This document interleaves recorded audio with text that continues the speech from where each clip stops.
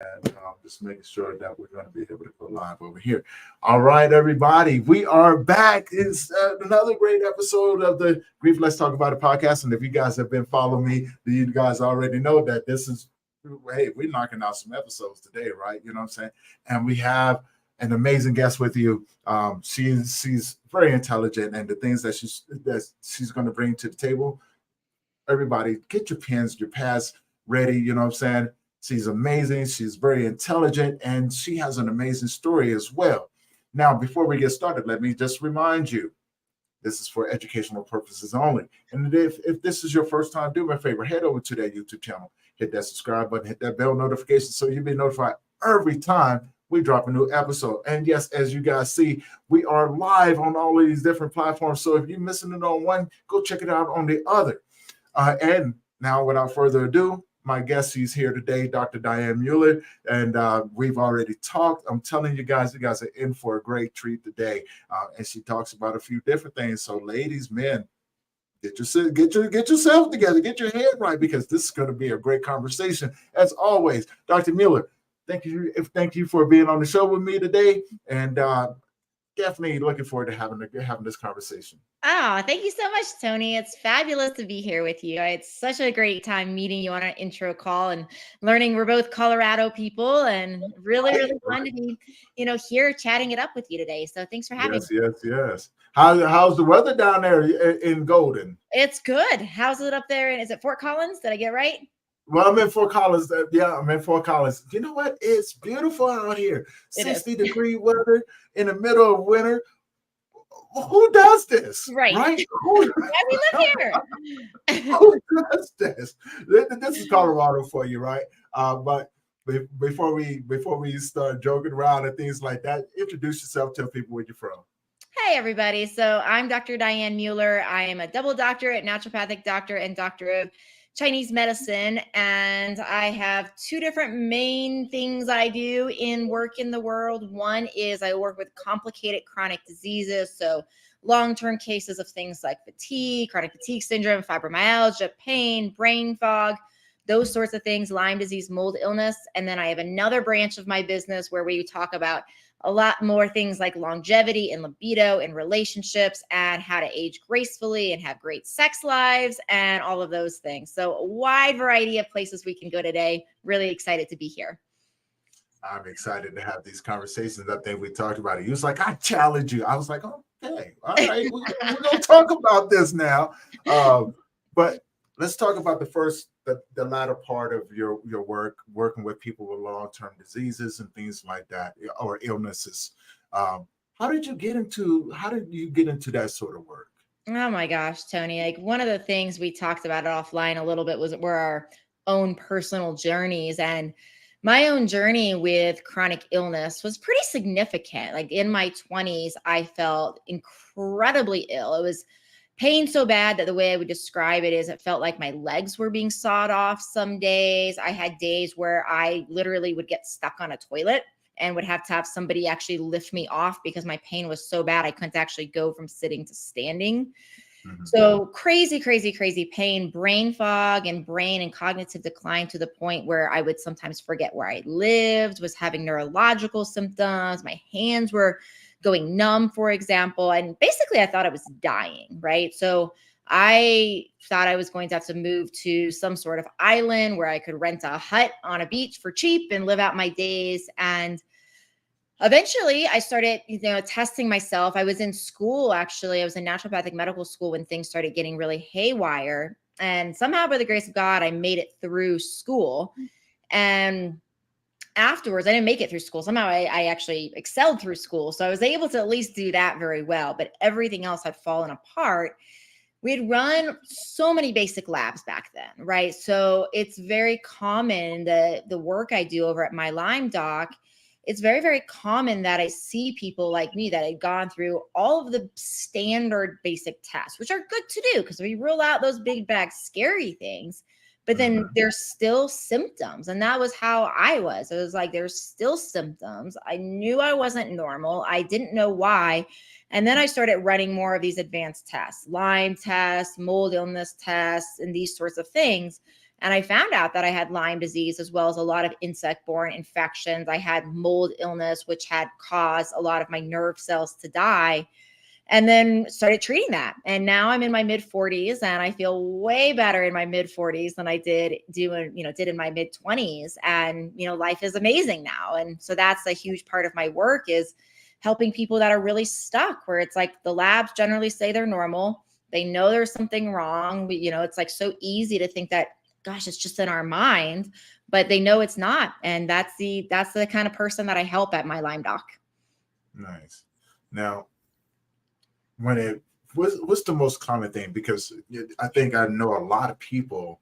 As a matter of fact, I had a guest on, Irene, very amazing individual, and she kept she had gotten into a bad accident, and messed her up pretty good. Yeah. She kept going back and forth to the doctor. They couldn't figure out what was going on. It was like everything is coming up fine, and this, that, and another. And luckily for her, a doctor out of another country contacted her and sent her these socks that had a code written in them. And they kept telling her, stop going to the doctor. We know, we have an idea of what's going on with her. And I'm going to say this, and I want to get your opinion about it, right? The nervous system. The nervous system is a very tricky thing when it comes down to that, right? Because it can give false readings. And that just lets us know that there's doctors out there, and I'm not taking nothing away from them, but they may be unfamiliar with the way the way the nervous system can trick things. Yeah, the nervous system is an area where I feel like we're still learning so much, right? And there's a lot to be said here. Like, one, we can really look at this pure from like a physical standpoint, and diseases like I'm talking about can actually cause nerve cells to die, which I say that a lot online. And I always like to follow that with, like, don't worry, nerve cells can regenerate and heal, right? So it can be scary, but we can fix this. So I want to make sure people aren't, freaked out by hearing this. But one of the things that can happen is we can actually get these nerve cells that die. We can get the nerves that are inflamed. And so when that's happening, they're not working as well. And an example of this really comes down to something like fibromyalgia. So fibromyalgia is a very good example of the nervous system having gone astray. So for example, with something like fibro, what will happen is, let's say I take my fist and I lightly tap it down on this desk in front of me. Well, because my nervous system's working well, I have a signal from my fist to my brain that says, oh, I feel the desk, there's no pain, right? And I'd have to really pound it hard on my desk for that nerve to then fire, for that threshold, that stimulus threshold to be so high that that signal gets to my brain to make me sense pain. But when the nerves are not working well, when they're inflamed, is in cases like fibromyalgia, what can happen is that light tap that I originally did, that threshold of triggering that nerve to talk to that brain is so dysfunctional that light tap, that brain will actually sense that it is actual pain when it's not. And so that's one dysfunctional thing that can happen to the nervous system. Another thing that I think about, and this really works into the conversation of, of grief, really is around PTSD. And one of the things I see in chronic illness here is almost as like PTSD of a chronic disease, right? Because when we had disease for so long, there is like our life gets taken over. It becomes everything. Our relationships get stressed, right? We're not able to show up for ourselves, our children's, our job in the same sort of way. And that can be very, very traumatizing. There can be a lot of trauma and a lot of grief around that. And we can get stuck in this vicious nervous system cycle where we can do things like wake up and do a body scan like I used to do, of like, oh my gosh, what are all the things that are wrong? My head hurts, my toes hurt, I'm so exhausted, my back hurts, my gut's wrong. We just do this whole sort of thing. And what's happening there is we're immediately triggering the body to go into adrenaline, to that stress hormone. And when we do that, we're not sending signals to heal. we're sending signals to break down tissue, right? So that's essentially what's happening there. And so when that's happening, we're stuck in this vicious cycle. Then the adrenaline is going because of our thoughts. We're not sending that signal to heal. We get sicker, right? And then the adrenaline goes more because the brain takes over. We get sicker. It's more adrenaline. We're not sending those signals to heal.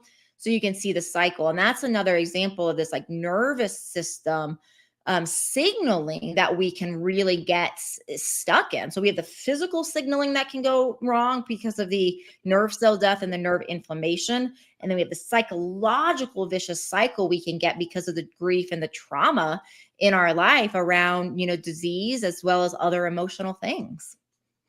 Okay.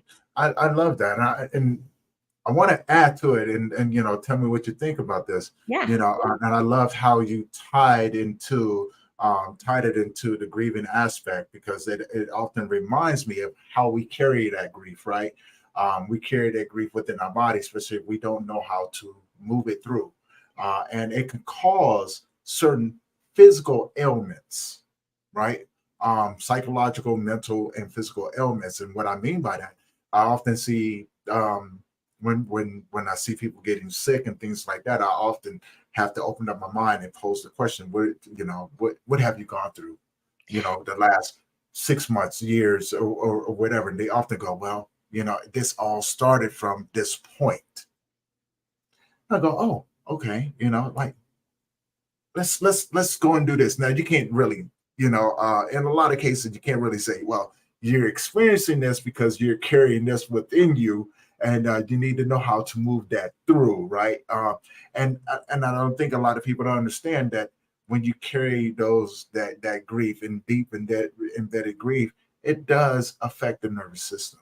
It does affect and manifest itself in different ways of having what may seem a terminal illness or a malignant illness, so to speak, right? And it's simple things that bring an awareness to, and I think that's for me, listening to you, you figured it out, right? You figured it out and say, come on, let me help you. Let me help you do this, right? With me, I'm a little bit more aggressive. Hey, man, come on, let's go get some exercise in and go do this, that, and another. They may not take me so well. I mean, exercise is a great way of moving things too, right? It's like there's so many things so many different ways to move it. And what I'm hearing is some of what you're saying too, around like, oh, is that initial like root thing, right? That maybe the emotions came from, or the grief or the trauma. And I would add to that and say like, yes, and what I mean by that is really interesting, like both psychologically and physically to me, when we're talking about root causes, which is a large part of really what I do is root cause based medicine. And when we're really talking about root causes, one of the things is like, we can always say, well, because why, right? It's like, okay, well, somebody's not sleeping well. Well, maybe it's because of melatonin being off, their sleep hormone. Okay, well, why? Well, maybe it's because of stress, because of that car accident they got in. Okay, well, why? Well, maybe it was because they weren't paying attention on the road that day, and we can keep going like, why? And in some layers, like we can continue to go back and find that root over and over again, further and further ways. And eventually it just takes us back oftentimes to like childhood. And no matter what type of childhood people had, whether it was a, challenging upbringing or it was a great upbringing, there's all these like micro traumas that happen to us along the way in childhood. It can be like, the example I like to give in this conversation is when I was in grade school, and I don't know if they still do this. I don't think they still do this, where they pass the yearbook pictures out, but they were passing the yearbook pictures out in class. Maybe they do that. Maybe they don't. I have nieces and nephews, and my boyfriend has kids, but I don't have kids of my own. And so I was getting my yearbook pictures, and grade school, it's like super, just still not like confident in those sorts of things. And my teacher hands me a yearbook picture, and she's like, you look really ugly in these, Diane. Like in front of the whole class, I was devastated. But those are those examples of those like micro traumas where if we go, why? okay, well, the nervous system gets programmed for all these like micro traumas. Like that's not a big deal. And like, it's not in my conscious brain on a day to day, but was that a micro trauma that set up some sort of emotional process that could have played out later on in life? Mm. Absolutely. So the root cause conversation, I feel like oftentimes if we're continue to ask why, it really oftentimes takes us back to childhood. And the why is important, but I find what's like even more important personally in my work is like figuring out like all the different things, like all the different imbalances that happen because of the why. And those are really the causes of like, okay, we need to bring the adrenals back into balance. We need to bring the stress response back into balance. We need to clear infections. We need to clear toxins, and really going around the different, say, spokes of the wheel until we fix all of the functions, the dysfunctions, those root cause dysfunctions that happen from that, say, initial sensitizing event. Okay. Now you mentioned I want to touch on something that you mentioned earlier, the PTSD, right? Yeah. Because I work with veterans, I work with ex-game bangers, and things like that. And what I've noticed that the PTSD, can be such a profound move, in their journey of healing. And so when we think about those things, like I can never imagine going off to a different country and having to go through the things that they go through, and then having to come back here and not having the resources to help navigate that PTSD. And what they found, a lot of psychedelics like mushrooms, microdosing mushrooms and things like that actually help with PTSD. Now, I'm not going to encourage anybody to go out there and do it or anything like that. I say, hey, consult with someone before you make that decision. And when it comes to game bangers, I am a former game banger. Haven't been for a very long time, but I have had that relationship with PTSD where I had to carry and understand how to maneuver it first and foremost, but also develop the tools so I didn't have those nightmares or the sleep deprived nights, et cetera, et cetera. And I didn't know that I was carrying it with me, but now understanding and working with individuals is different, right?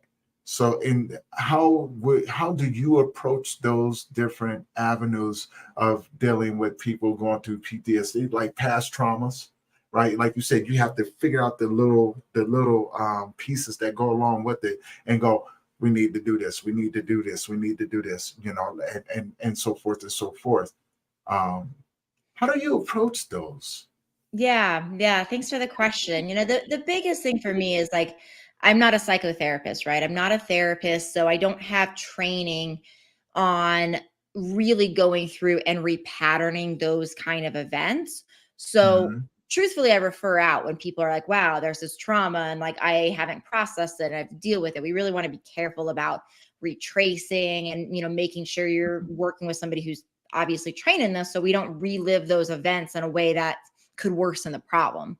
Right. When you are, talking about psychedelics, I've been really impressed with what I've been seeing with the ketamine research and with ketamine assisted psychotherapy, where you either do an IV of ketamine and that is prescribed, that is under a doctor's prescription, or do an oral dose of it and also supervised. And then you're given you have psychotherapy sessions after. And it's really a level of what I believe is happening. There's a level of neuroplasticity of literally changing, of being able to, like the way I've had clients describe it to me is almost like taking a bird, like it separates oneself from like the consciousness from the physical body, where we can almost like take a bird's eye view out of our thought process that we're stuck in because of the trauma.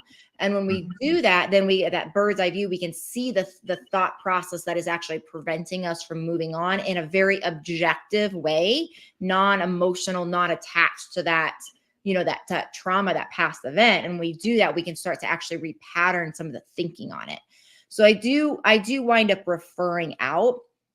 Now, when it comes to things that I do in, with my clients, I do work on the mind, but the way I work on the mind is usually like further past that, where it's not, again, it's not psychotherapy because that's not what I am, trained and licensed to do, but it's more on working at, okay, how do we actually repattern the nervous system? So once people have got to that point where they're like, okay, we're not retracing, we're not really in that trauma anymore. We're largely past that healing part of that where it's like acute in the body and we can feel that, like that somatic expression of it, right? Once we're past that, then it's not talking about the trauma, it's none of that. It's just saying, hey, I have this thought, the thought could be something like the world's not safe. Like I see that a lot in my chronic illness people that are like, they're reacting to their environment, they're reacting to mold or toxic metals or these other things that we encounter. And there can be this feeling of the world's not safe. And so with that, one of the activities that I love doing for people is it's an exercise where it's kind of a brain stop throughout the day. So we set alarms on the phone throughout the day, usually about every hour, sometimes more frequent. And every time the alarm goes off or a bell or whatever you're using, you just take out a journal, take out the notes app on your phone, whatever's there, and you just write down what you were thinking about. You don't judge it, you don't analyze it, you literally write down, take 2 seconds, move on. And what people are doing, the purpose of this is to bring awareness. And sometimes, and like with my clients, it'll come up like, oh my gosh, like all day long, I'm repeating on cycle, I am not safe in my head. The world is not safe, or something like that. Again, what we're looking to see is like, what are those things that are triggering the nervous system to move into adrenaline? And once we identify them, when we like label them and start bringing that difference between objectiveness and subjectiveness, when we're looking at them in that bird's eye view, then we can really start to repattern them. But when people are really truly still in the process of processing whatever trauma, that's where I think, as psychotherapists and using like ketamine assisted psychotherapy, if you need something that's, a little bit more potent, can work really well. Mm-hmm. Okay, I like that. I love the way that you laid that out because it makes a lot of sense to me, right? Yeah. Because I do work with individuals, primarily men, and I think this is the part where we get into the secondary part of your work, right? And how did you get into that? Because again, challenge accepted, right? You know what I'm saying? Challenge accepted.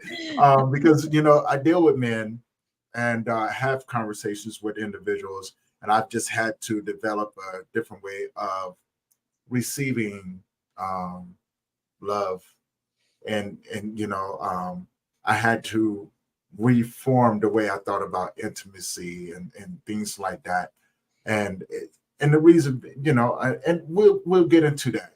I just have a different thought pattern behind it now, understanding my role in people's lives, especially when it comes down to the female counterparts, right? Um, and again, we'll talk about that. But when I talk with men and things like that, when they experience trauma or going through hard grief, some men, not all, but when some men will go to and they will begin to womanize, and be very, very promiscuous. And then there's men on the other side, like myself, that went, I don't want to do that anymore.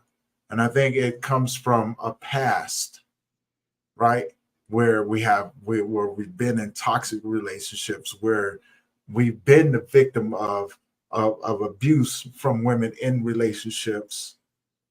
And they just kind of like just went, you know what, it's not worth it for me anymore. Right. And so with the work that I do now, and please let me know what you think about this. But when it came down to women now, I would listen to the conversations that we have. And oftentimes I realize that they're not there for me. They're there for what I carry, the gift that I carry. So I have to look at things from a different perspective and go, you know what? I wouldn't be a bastard if I took advantage of you. You're in a vulnerable state. So therefore, I know that I have to have my boundary up and go, I'm not going to do that. Because for one, I want to make sure that I show up with you in your moment of vulnerability and not make you feel as if this is the solution to what we do when it comes down to that. So I want to get your thoughts about that, and let's talk a little bit more about that. Yeah, sure. So I really appreciate the work of Dr. Emily Nagoski, who she's a great researcher on libido and sexuality. And she talks about the concept of brakes and accelerators, and how for some people, for example, something like stress can actually be a big accelerator for libido. And that can be some level of, perhaps in the example you're giving, like maybe a driver in certain scenarios to being more promiscuous and more sexually active and those sorts of things. So I think in part it really comes down to how we are wired. And and there is, because we do, and I do see that too in my work. Like, I work with mostly women, some couples, mostly women in my work. And I do see, while stress is something that great majority of the time will slow down, libido and slow down sex drive, in some people it actually will do the opposite, right? So I do think there is a primal way we are wired. There can also be, it's always like the nature nurture conversation, right? Where it's like there's a way we're wired, maybe there's influences from our past that allow us to be more of a tendency. But I do think there's these natural drivers that really, for some people, will turn on their libido, while that same sort of stimulus will actually turn off another person's libido. So I think some of that is really, what's going on there in my perspective on the conversation. Okay. And again, I'm learning, and again, I've developed my own way of thinking about things, and after talking with men and interacting with women and things like that, it's just me, and it has nothing to do with anyone. But again, I guess I've had to have some morals, and take responsibility for my own actions, because in the beginning, yes, hey, let's do it, right? But I realized it didn't solve anything, and I never wanted to make that part of my life, or that part of me, important. Whereas, when I have a ton of female friends, they're like, I need this, and it's important to me, and this and another. And I guess in a way, I've never understood it. Like, how can this be important to you? There's so many things going on in life. Like, this cannot be that important. I began to change my thought pattern behind it, after my son and my mother had passed away.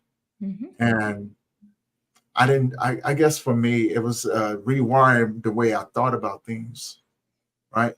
And I had to ask myself, like, why is this important? Like, before I lost my virginity, I didn't think nothing else of it. It wasn't important to me, and somewhere down the line, it became, oh, well, I'm gonna go out here and do this. Makes me feel good, and this, that, and another. And I just started to, and now I just substituted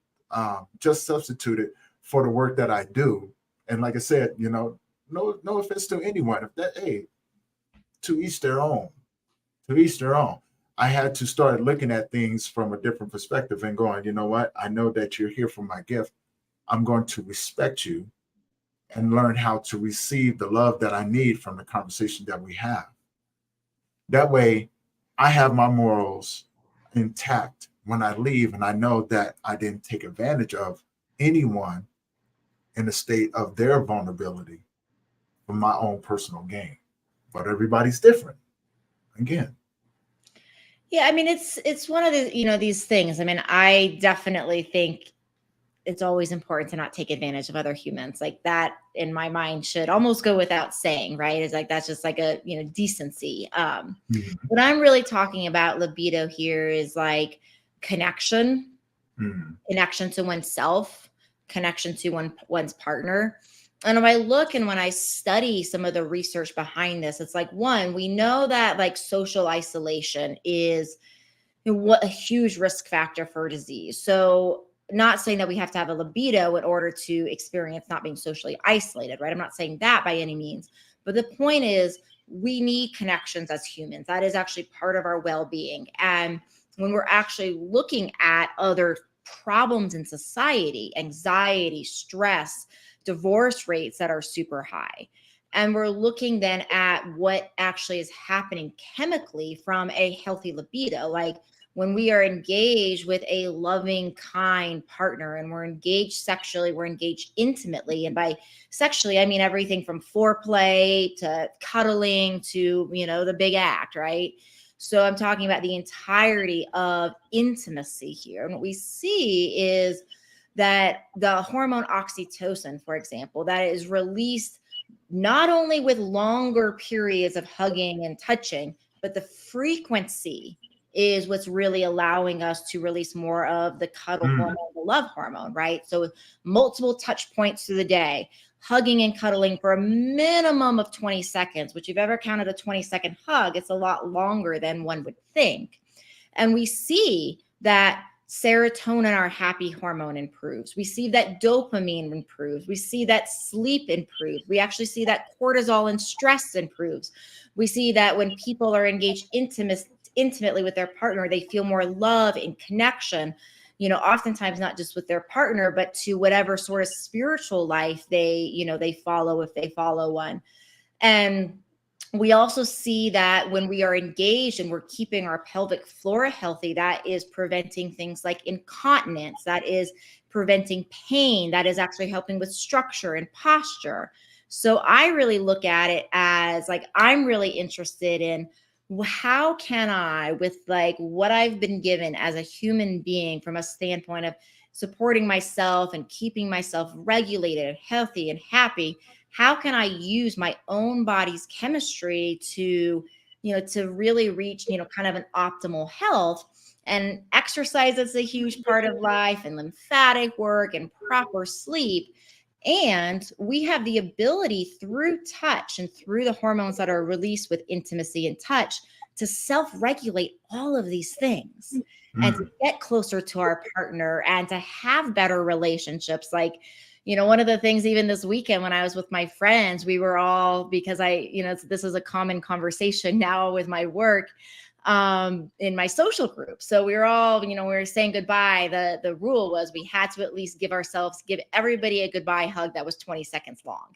Right. So we did that. And like, it's like you're doing that multiple times throughout the day. So it's really about connection. It's not just about sex. And that's like a lot of what I talk about, of like, it is about sex, but it's not only about that. It's about how do we actually use the amazing cocktail that we're giving as humans to stay more balanced, to stay healthier, happier, to sleep more, to make sure we're feeling more connected to those around us, and to develop better relationships. And it's not the only way, right? It's like the hormone oxytocin. It's released with these long hugs. It's released by petting dogs, right? It's released when we hold hands. So it's not like it's the only way, but in a lot of scenarios, it's a really wonderful way. And in relationship, it really can bring people much closer together and can develop, better longer term relationships. And, in my mind, perhaps change the amount of divorce that we have in the world and in our society. So those are really all the not all, but those are a lot of the reasons why I like the topic so much. And, I appreciate what you said. Like, we all have different ways. Like, it's not like the only way, like I said, to achieve these things, but it is a way when done well that I find works really well for a lot of people. Right. And I appreciate that because I'm learning, right? Because I'm always open to learning about how to better myself, but also to better the relationships that I have.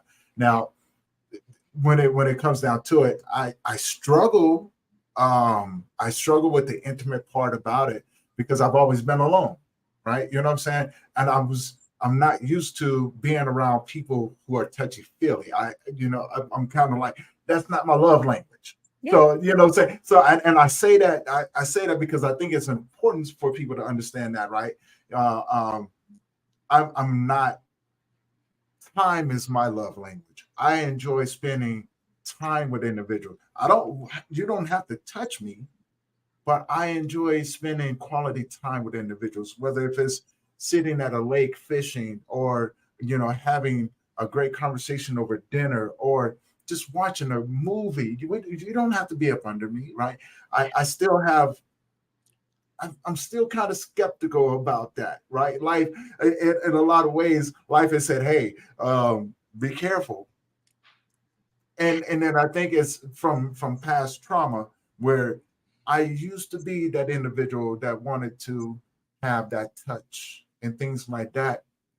And maybe it was my bad judgment, but the people who did these things, it came with a price of pain. So I began to associate touch with pain. And I went, I don't like that. So I'm good with you not being that close to me. I'm good when a handshake will suffice. A fist pump, elbow, you know what I'm saying? How you doing? See you later, sayonara type thing. But yet I'm still a student, right? This is how I associated with it. And a lot of men that I've talked to, as well as women, again, I have a lot of female friends that, that have said, no, they're tough as nails now, right? Nope, not going to let you do it. If I let you get close to me, you're going to hurt me, right? So, and then I think in a lot of ways, that's how we associate and begin to disassociate ourselves from the physical touch type thing. But as you mentioned, there are different ways of doing it.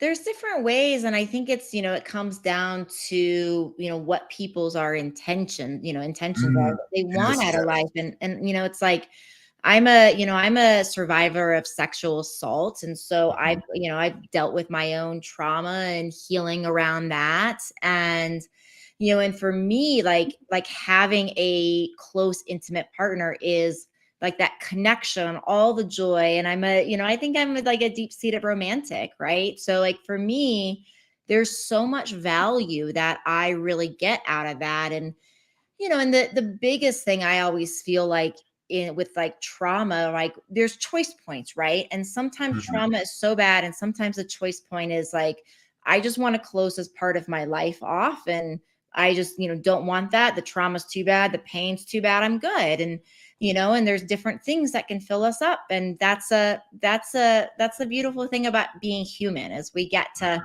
choose, but the other, and that's not that there's nothing wrong with that option. It's just an option. Right.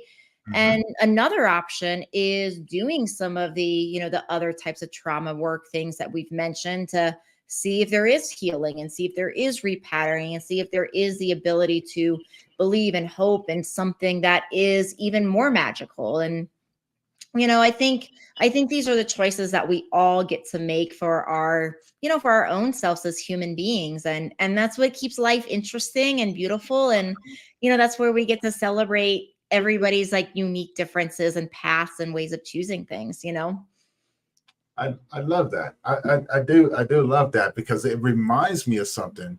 What was it? A workbook, doing the shadow work. Yeah. Right. And I started thinking about that as you were speaking. I was like, whoa, that kind of ties into that, right? You know what I'm saying? Because I don't think a lot of people understand the shadow work that comes along with that, the from healing and the depthness that it goes into, where it takes you, and things like that. And so I want to get your opinion about that. And how does it, does it have a play in, in the work that we do, or and if so, how? Yeah, I really like the both and, comment with like the shadow work. So shadow work is, I look at shadow as like that part of ourselves that has like been hurt or traumatized, wounded, right? And we almost kind of push this part of ourselves like so back into the subconscious that we don't realize that it plays a role. So maybe we're hurt, and now maybe we choose all of these things because they feel like the right thing, when it's actually not coming from the truth of who we are. It's coming from this, this shadow. And I think the problem that I see where people get into is shadow, work and going through their grief and their healing, is when it is like an either or around like, okay, well, I either have to feel the way like this, like subconscious part of me is feeling, or I have to feel this, this other way. And I really have appreciated from a therapeutic approach, the concept of parts work. And, parts work is really, it's the therapeutic approach that really like looks and says, we can have different parts of ourselves that actually simultaneously feel things that feel paradoxical, right? So we can feel this like innate, this part of ourselves that feels like, okay, I was traumatized. I never want to be in a relationship again, or I never want to do this thing, or I never want to travel again, or I never, whatever it is, right? So we can have that part that's scared, hurt, afraid, and it's like, heck no, I never want to do that. Simultaneously, we can have this other part of ourselves that's like, well, I feel lonely without that, and I feel sad without that, and I do want that. And so oftentimes I think we are almost at odds with ourselves, and it can create a level of turmoil. And that's why I really like the parts work approach, because it's like this therapeutic approach that is allowing for these different parts of ourselves that seem to be in opposition, to seem to be like paradoxically related, to actually have a conversation at the same time.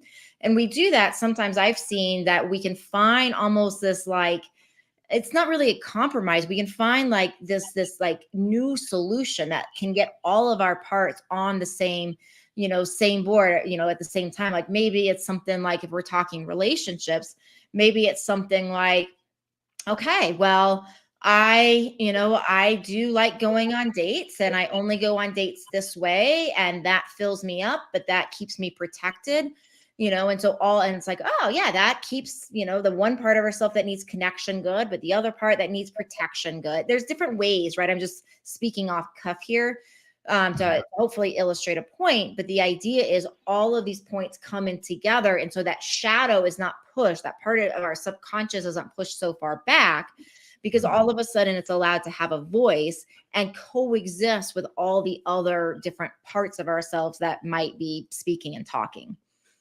Oh man, I love that. I love you articulated that so well. And it brings a lot of light to that question, and as well as the shadow work that goes along with it. And I really hope that people caught on to what you were saying, right? And I was just like, I definitely can agree with all of that you just said right there. Even, when you added it in, like, like there's ways of doing it, right? And without neglecting these parts, but having a better understanding and awareness of those different things that you can do to be able to do that. Like it doesn't have to always be like this, or this doesn't have to always be the factor, and in order to do that work, especially when it pertains to the work that you do with chronic illness, working with women, but also understanding how grief and trauma has a role, and how's it play into it, right? And so it brought a lot of understanding of why people sometimes think that it's important. It makes it an importance. Yeah, absolutely. And things like that. So yeah, wow, thank you for that. Yeah, absolutely. Absolutely. It's been such a helpful thing, in my life, even from like, silly day-to-day things that are large scale, not important, around like two parts of me want to do different things. And like that, FOMO around like one, it's like it even helps the FOMO. Like, how do I get all the parts where the one part wants to do this and one part, wants to do that? And so it's so applicable even for like, really silly, day-to-day things that aren't huge, that don't matter in the huge scheme of life. But it can still just help bring peace in those day-to-day decisions where it's like, but I want to do this and that, almost like that childlike part of us. Yeah. Oh yeah. See, right? I'm a firm believer in that, because I'm a big kid, right? That's why I do the things I do. I'm curious. I'm a big kid. I just got to touch it, like the tree with the moss on it. I got to touch it. Right. Right? You know, I'm always curious, man. One of these days, I'm gonna lose a finger or something. I don't know. But yeah, that helps out because you know my girlfriend. I'm pretty sure she's like, I've been trying to tell you, like, I just need you. You don't have to do this. You just gotta touch me, right? And so I'm the type of person like, I'm here. I don't need to touch you. I can see you. She's like, and so she's always like, you're gonna get it. I'm like, I know that look. Right? You know what I'm saying? So if you want, you know, just come sit right here. I'll put my hand on your leg. She was like, that's all I'm asking. Yeah. Well, you know, so you know, imagine being with me, right? It's so difficult, and it's so simple. See, I'm a simple individual, but I'm difficult because I won't do what she wants all the time. I'm like, sometimes the easiest things are the most complicated. You know, it's very true. And again, it's something I've always preached, especially when I tell people about how to determine your support groups and things like that, you know, or determine the people that are in your life. Is that you have the verbal communication, but you also have the communication through your love language, right? Are they verbalizing, articulating what you need, and giving that to you? But are you in return giving that back to them? Now, the more the depth of the relationship comes from the people who can speak to you through that love language. You may be a gift giver, right?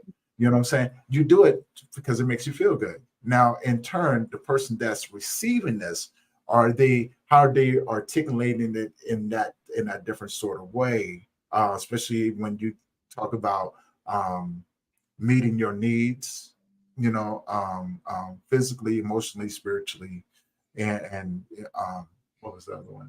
Physically, emotionally, spiritually, and mentally. Yes, mentally.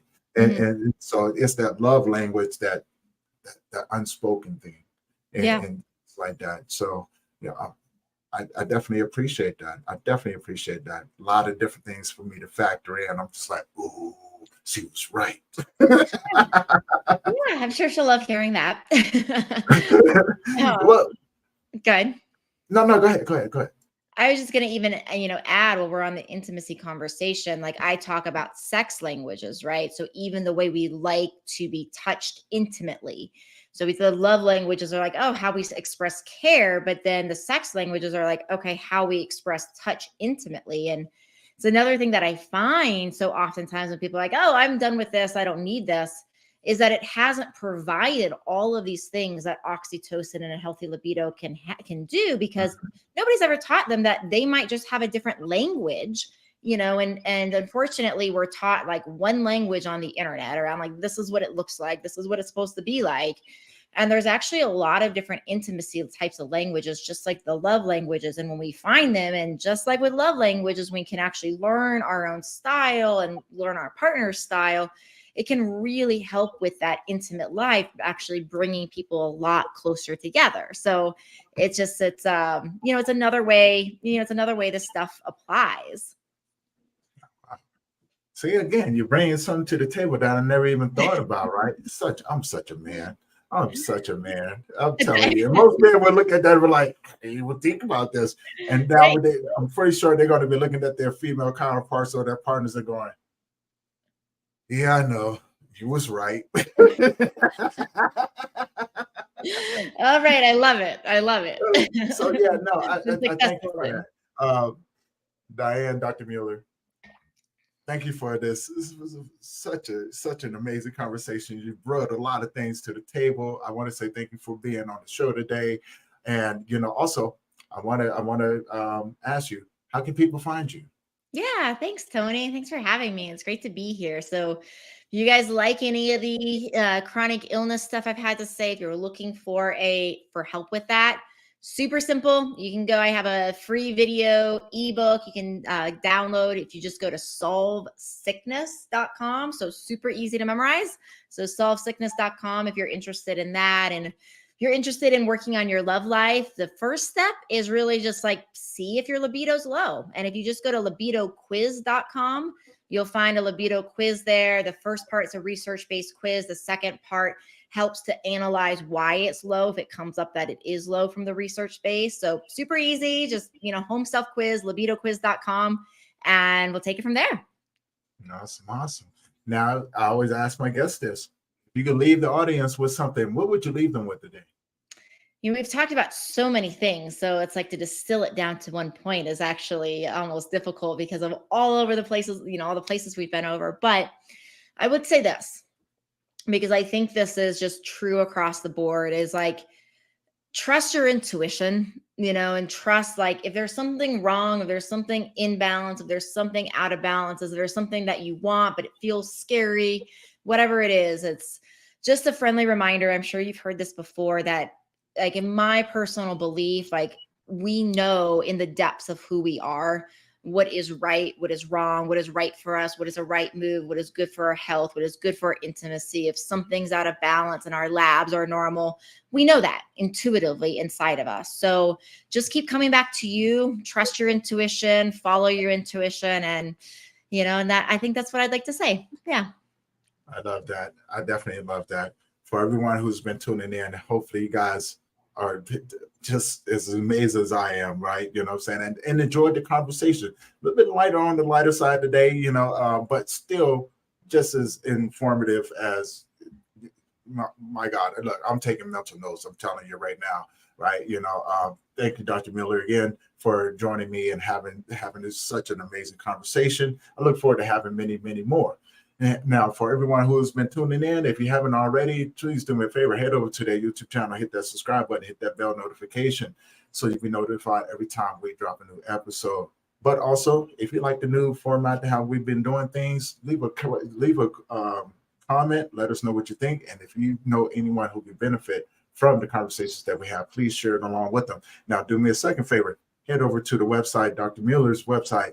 Take that quiz for if you guys are curious about all the work that she does, you guys won't be disappointed. Amazing time, amazing conversation, amazing individual, and she's bringing it to the table. So you guys take advantage of it and go over there and let her know Tony sent you. That way, she knows that you saw it on the podcast and everything. And with that being said, I am Tony Lynch. I'm the host of the Grief Let's Talk About It podcast. This is going to conclude another episode. And until next time, you guys keep your head up and let's rock it.